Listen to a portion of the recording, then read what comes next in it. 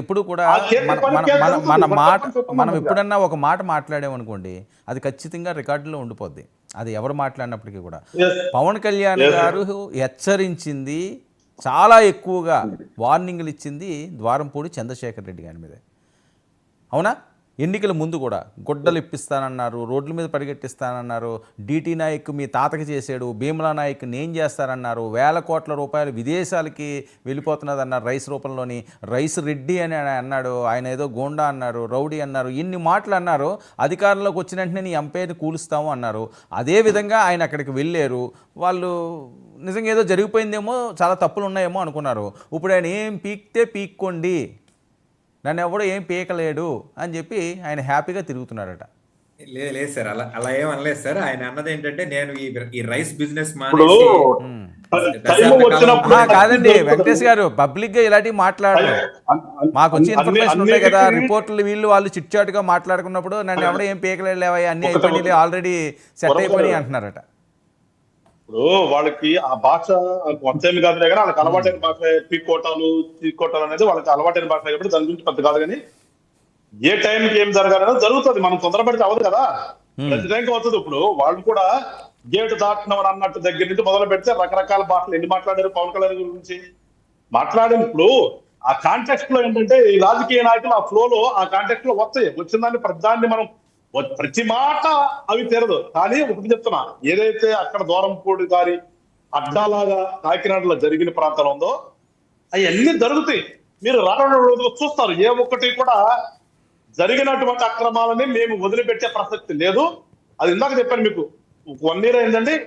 రానున్నటువంటి 2 years లో ఉన్నటువంటి ఈ రాష్ట్రంలో జరిగే పరిణామాలన్నింటినీ చూద్దరు. కానీ ఎందుకంటే ప్రకృతిని దోసేసుకుంటారా అని చెప్పేసి జూపూడి ప్రభాకర్ గారు వింతగా నన్ను అడిగారు. ప్రకృతిని దోచుకోవటం అంటే గాలి జనార్దన్ రెడ్డి గారికి మైనింగ్స్ అప్పగట్టి కంబైన్ స్టేట్ లో అల్లుడికి అంటే తెలంగాణలో 1,00,000 ఎకరాలు అంటగట్టి ఇవాళ ఉన్నటువంటి ఎక్కడ చూసిన కొండలు గాని గుట్టలు గాని ఏ రకంగా తవ్వేసి వెళ్ళామో, ప్రకృతిని ఏ రకంగా ఎవరు నాశనం చేశారో గంధం చెట్ల దగ్గర మొదలు పెడితే, పెద్దిరెడ్డి ఇలాకా దగ్గర మొదలు పెడితే, ఇటు పక్కన ఉన్నటువంటి శ్రీకాకుళం వరకు కూడా ఉన్నటువంటి ఈ క్వార్ట్స్ ధరలు కానీ ఏ రకంగా ఆ క్వార్ట్స్ ధరలు కదా కాకాని గోవర్ధన్ రెడ్డి గారు లోపల ఉంది. ప్రకృతిని దోచేసుకోమంటారా అని చెప్పేసి ఏమీ తెలియనట్టుగా పెద్ద ప్రభాకర్ మన జూపూడి ప్రభాకర్ గారు మాట్లాడుతుంటే ఇంకా ఏం మాట్లాడాలి సార్? సాక్ష్యాలు బయట పెట్టండి, అరెస్టులు చేయండి సార్. అందరూ కోరుకుంటుంది అదే. మీరు చాలా మంది పేర్లు చెప్తున్నారు కానీ అక్కడ ఏం జరగట్లేదని. వినండి వర్మ గారు, వినండి సార్, ప్లీజ్ ప్లీజ్ వినండి చెప్తా. ప్రకృతిని కూడా దోచేసుకుంటున్నారని చెప్పి ప్రభాకర్ గారు వింతగా మాట్లాడితే, ఆ ప్రకృతిని దోచుకున్నవాడు ఎవరు లోపల ఉన్నారు? ఇవాళ ఏ పార్టీకి సంబంధించిన లోపల ఉన్నారు? ఎందుకు తెలుసు దాని గురించి పద్దాక చెప్పాలి. ఎంతకుంటది రీకాల్ మేనిఫెస్టో సంవత్సరంలో ఏమి పెట్టుకోరా మీది గడప గడపకి ఈయన బయలుదేరతారంట. దానికోసం మేమేదో అడవుడుగా చేసామంట. కొంచెమన్నా ఉండాలి కదా. గత 5 సంవత్సరాల్లో నేను ఇప్పుడు ఛాలెంజ్ చేస్తున్నా ప్రభాకర్ గారితో. నేను మేమిద్దరం కూర్చున్నా, ఎవరొద్దు, ప్రభాకర్ గారు నేను కూర్చుంటాము. వాళ్ళ మేనిఫెస్టోలో వాళ్ళ దగ్గర పెట్టుకోమనండి. నేను చెప్తాను వాళ్ళ మేనిఫెస్టోలో 5 years లో ఎన్ని అమలు చేశారో నేను దాని మీద డిబేట్ పెడదాం. ఒప్పుకుంటా. మేము 1 year అయింది. 1 year లో వీళ్ళు 1 year లో మేము చేసుకుంటూ వస్తున్నాం. 1 year లో చేసుకుంటూ వస్తుంటే అదే ఎందుకండి నెలలో అయిపోవాలి మొత్తం. ఇది పాజిబుల్? ఏ గవర్నమెంట్ అయినా సరే ఇచ్చినటువంటి మేనిఫెస్టోని ఫస్ట్ మంత్ లో క్లియర్ చేస్తారు. ఎక్కడైనా అయితే ఫస్ట్ మంత్ లో క్లియర్ చేయడం అవుతుందా? ఇది పాజిబుల్? రాజకీయ నాయకులతో మాట్లాడదాం. మన ఊరికే ఉన్నాం చెప్పి మాట్లాడుకోవటం కాదు కదా. ఏదైనా కానీ నీదైనా నాదైనా అంటారా, నీవాడైనా నావాడైనా మాట్లాడగలిగే ధైర్యం ఉండాలి. ఎప్పుడైనా డిబేట్ లో కూర్చున్నప్పుడు నా పార్టీ అయినా నీ పార్టీ అయినా తప్పంటే తప్పని చెప్పగలగాలి. రాజకీయాల్లో కూర్చున్నప్పుడు, పార్టీలో కూర్చున్నప్పుడు కూడా. అంతేగాని నా పార్టీ తరఫున వచ్చారు కదా అని చెప్పేసి నా పార్టీని మేదేసుకుని ఇంకో పార్టీని చెప్పడం కాదు. ఇక్కడ వెంకటేశ్వర గారు మాట్లాడగలిగినప్పుడు మనం డిబేట్ లో కూర్చోవాలి. వెంకటేశ్వర గారు గాదే గారు ఒక్క నిమిషం. అలా కాదండి, కాదు పవన్ కళ్యాణ్ గారు స్పీడ్ తగ్గించారట, ఏం జరుగుతుంది సార్? రాజకీయాల్లో స్పీడ్ ఏంటి, లేదంటే తగ్గటం ఏంటి? అంటే ఇంతకు ముందంత అగ్రెసివ్ గా కానీ ఇంతకుముందు ఫోర్స్ గా కానీ ఉండట్లేదు. వర్మ గారు ఎలక్షన్ జరిగే 1 month ప్రచారాల్లో ఉన్నటువంటి మాటలు కానీ, అప్పుడు మాట్లాడే మాటలు కానీ, ఆ కంటెక్స్ట్ కానీ వేరేది. ఆఫ్టర్ ప్రభుత్వంలోకి వచ్చిన తర్వాత ఖచ్చితంగా ఆఫీసుకు వెళ్ళాలి. ఎవరిమైనా సరే, ప్రతిపక్షంలో ఉన్న నాయకుడైనా ఇంకోడైనా ఏ పార్టీ అయినా ఆ దూకుడు వేరు ఉంటుంది, మాట్లాడడం వేరు. మనము ఎగ్జిక్యూషన్ లోకి వచ్చిన తర్వాత ఎగ్జిక్యూట్ చేసేటప్పుడు ఉన్నటువంటి పనితీరు విధానం వేరుకుంటుంది. అంతేగాని ఎప్పుడైనా తేజల మీద మాట్లాడినట్టుగా Okay. పవన్ కళ్యాణ్ గారు మాట్లాడితే ఎట్లా మాట్లాడుతుంది? అట్లా మాట్లాడతారా? ఓకే అట్లా ఓకే కుదరదు కదా. ఓకే ఒక్క నిమిషం గాది గారు ఒక్క నిమిషం జూపుడి గారు ఒకటి చెప్పి ముగిస్తాను నేను. చెప్పండి. ఒక్కటి చెప్పి ముగిస్తాను. వెంకటేష్ గారు కోర్టుల గురించి మాట్లాడతా ఎమ్మెల్యేస్ గా వచ్చారు, నేనేమి ఆయన తప్పుపట్టి తెలుసుకోలేదు కానీ సాక్షిలో పాపం సాక్షి ఛానల్లో కూర్చోవచ్చునంటే మీ దగ్గర కూర్చోబెట్టారు. సో మాకు ఇప్పుడు ప్రభాకర్ గారు వెంకటేష్ గారు ఇద్దరు అయ్యారు ఆపోజిషన్. నేను అనేది ఏంటంటే కోర్టుల్లో ఆయన కూడా ప్రాక్టీస్ చేస్తున్న అడ్వకేటే, నేను కూడా ప్రాక్టీస్ చేస్తుంటాను. ఎప్పుడు కూడా ఒక కేసు రిజిస్టర్ చేసిన తర్వాత సిఆర్పిసి ప్రకారం ఇప్పుడు బిఎన్ఎస్ఎస్ అయింది కదా, ఏంటి ఈ 4 సంవత్సరాలు మారిన తర్వాత రిజిస్టర్ చేసిన తర్వాత ఇన్వెస్టిగేషన్ స్టార్ట్ అయింది. ఆ ఇన్వెస్టిగేషన్ స్టార్ట్ చేసిన తర్వాత ఇన్వెస్టిగేషన్ లో వచ్చేటట్టు పెట్టి కొన్నిసార్లు కన్ఫెషన్ రికార్డ్ చేస్తారు, తప్పదు. కన్ఫెషన్ లో చాలా కేసుల్లో ఇలాంటి కేసులు, మరీ ముఖ్యంగా ఇవాళ ప్రభుత్వంలో వీళ్ళు చేసినటువంటి అవినీతి మీద జరిగే కేసుల్లో ఖచ్చితంగా కన్ఫెషన్ లో ఉంటాయి. డైరెక్ట్ ఎవిడెన్స్ ఎక్కడ రాదు మనకేంటే, కన్ఫెషన్ ద్వారా రికార్డు పుటప్ చేసిన తర్వాత అల్టిమేట్ గా ఛార్జ్ షీట్ వేసేటప్పుడు మొత్తం వస్తుంది. ఆ విషయం ఆరికి జరిగింది, నాకు జరిగింది కాదు, అట్లా వస్తుంది. అట్లా ఇవాళ ఏదో ప్రయాణికుల మీద కేసు పెడతారా అని చెప్పేసి జడ్జి గారు అడిగారు అన్న దానికి ఐఎమ్ టు సే సారీ. మొన్న మా వాళ్ళు ఈ కూటమిలో ఉన్నటువంటి నాయకులు కూడా చెప్పలేపారు సమాధానం. ఇక్కడ ఇది 105 కింద ఆల్టర్ చేశారు కేసుని.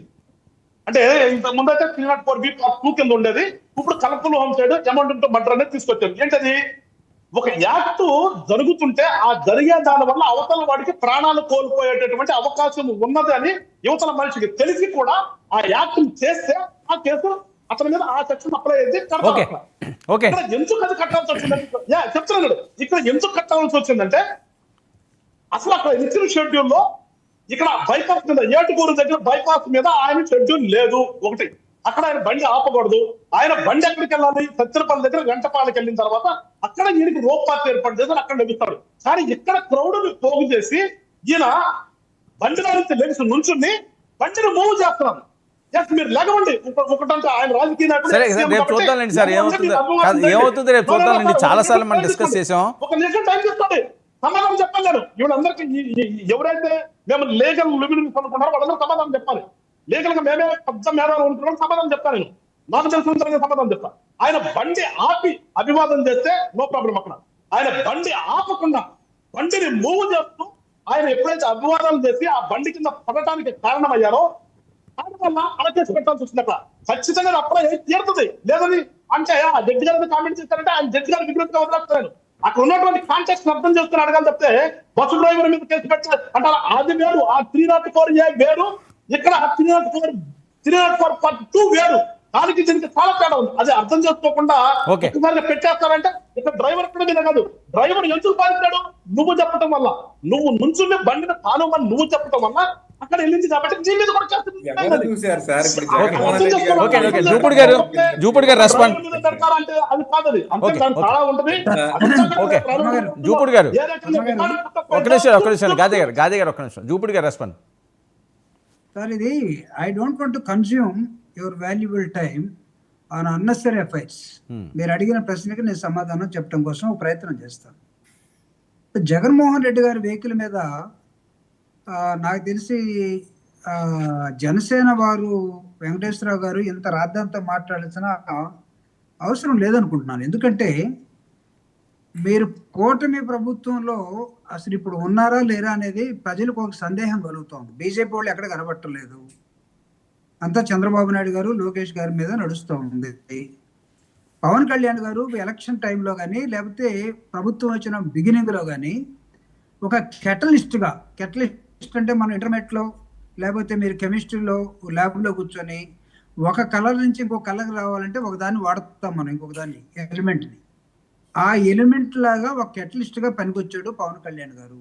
ఇప్పుడు పవన్ కళ్యాణ్ గారి గురించి, జనసేన గురించి, ఈవెన్ వాళ్ళ డిపార్ట్మెంట్లో ఉన్న మంత్రుల గురించి కూడా నేను చాలా తక్కువ మాట్లాడవలసిన. ఎందుకంటే he himself as a deputy CM is not performing any duty in secretariat, even Panchayat Raj also. ఒకడు కావాలనుకుంటే let them compare with other state of Telangana. అక్కడ డిప్యూటీ సీఎం ఎలా పనిచేస్తున్నాడో అక్కడ సీఎం తోటి కలిసి ఎలా ఉన్నాడో ప్రతి మీటింగ్ లో, ఇక్కడ డిప్యూటీ సీఎం అప్పుడప్పుడు సినిమాకి వచ్చినట్టుగా వచ్చిపోయి తన డిపార్ట్మెంట్ కూడా వదిలేసి మిగతా వాళ్ళు పని చేస్తున్నారా లేదా మాత్రం అది జనాలకు అర్థం కావట్లేదు. ఇప్పుడు జగన్ మీద మాత్రం అట్లా వెంకటేశ్వర గారు లాంటి వాళ్ళు ఏదో